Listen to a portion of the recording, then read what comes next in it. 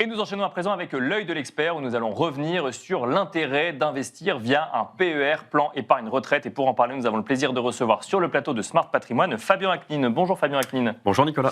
Vous êtes gérant de Sens et Patrimoine. Vous allez nous expliquer comment vous utilisez cet outil PER. Mais tout d'abord, peut-être un petit rappel pour ceux qui nous écoutent. Pourquoi investir dans un PER ? Quel est l'intérêt du PER ? Oui, donc le PER, c'est une solution de préparation à la retraite en plein essor actuellement. Les caractéristiques du PER, on va verser sur cette enveloppe, les sommes qu'on verse sont déductibles du revenu imposable. Bien sûr. Concrètement, ça veut dire que pour un contribuable sur une tranche marginale d'imposition de 30%, s'il fait un versement de 10 000 euros sur son PER, il va obtenir une réduction d'impôt de 3 000 euros. D'accord. Ces sommes qui sont investies sur le PER vont générer des intérêts grâce au support d'investissement du PER. Une fois à la retraite, il va pouvoir récupérer ces sommes, soit sous la forme d'une rente viagère, soit sous la forme d'un retrait en capital, et ces sommes seront à ce moment-là fiscalisées. Et alors, quand on est professionnel de la gestion de patrimoine, comment on utilise cet outil ? Quels sont ses avantages, ses inconvénients ? Est-ce qu'on peut le paramétrer ? Oui, alors souvent, on pense à l'avantage du PER sur l'avantage fiscal, la réduction d'impôt qu'on a immédiatement à l'entrée. Mais il y a un deuxième avantage auquel on pense peu. Je reprends mon exemple du versement de 10 000 euros. Ce versement de 10 000 euros, il a permis d'avoir une économie d'impôt de 3 000 euros. Donc, le coût pour l'épargnant, c'est en réalité que 7 000 euros. D'accord, alors qu'il y a 10 000 euros sur le PER. Alors qu'il y a 10 000 euros sur le PER. Et donc, ces 3 000 euros de différence, eux, ils vont générer des intérêts pendant toute la durée de vie du PER. Bien sûr. Et ça, c'est un levier qui est très très fort, puisque supposons que le PER génère un rendement de 5% par an, eh bien, ces 3 000 euros, au bout de 30 ans, par exemple, ils vont devenir 12 965 euros. Et ça, c'est en prenant uniquement un seul versement de 10 000 euros.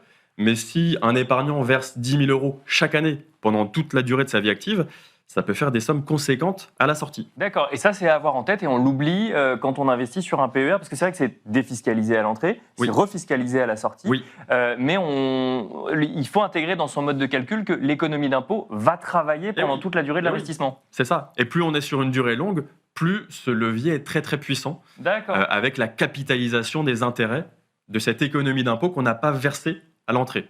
Et donc ça rend le PER intéressant, même pour des épargnants qui ont la même tranche marginale d'imposition pendant leur vie active que pendant leur retraite. Bien sûr. Et alors justement, je ne résiste pas dans le contexte actuel, quand on parle d'économie d'impôt, alors qu'on ne parle que de fiscalité au niveau politique et notamment en matière de budget 2026, est-ce que c'est un argument de plus à intégrer dans un contexte fiscal, budgétaire, un petit peu incertain à l'heure actuelle ? Clairement oui. La thématique de la préparation de la retraite, elle va devenir centrale et elle va profiter au PER parce que l'endettement croissant de l'État menace notre système de retraite par répartition.